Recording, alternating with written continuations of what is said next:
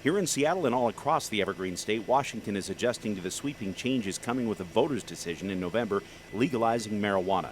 The application of those new rules is still in a state of flux, but it's already clear legal pot promises to change the Northwest criminal, medical, and political landscape. The question remains on how those changes are going to filter through to neighboring states like Idaho and Montana. It's not the first time different marijuana rules in one part of the Northwest created impacts elsewhere. When British Columbia liberalized its laws nearly a decade ago, it was Washington that felt the impacts, with law enforcement seizing millions of dollars of high-quality BC bud smuggled across the border.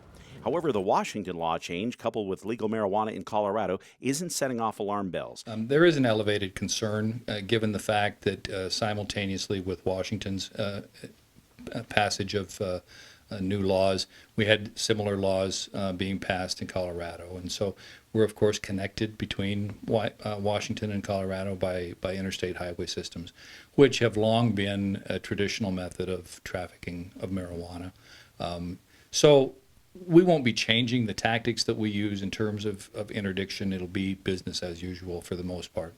In fact, I-90 is already a well-known drug pipeline, even without the law changes in Washington and Colorado.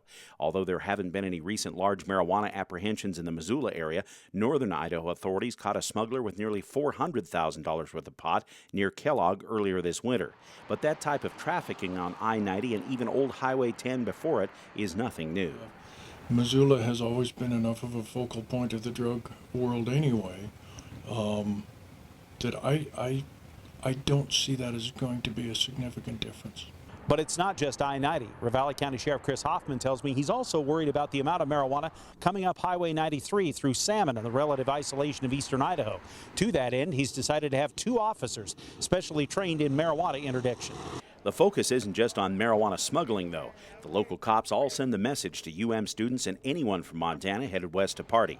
Keep the pot on the other side of the panhandle. It essentially comes down to the message that they should understand is if they don't leave it at the border, then they aren't immune from Montana's laws. I suspect if I was a consumer, I'd move to a state that's more friendly towards it, because we aren't. On special assignment, Dennis Bragg, MTN News.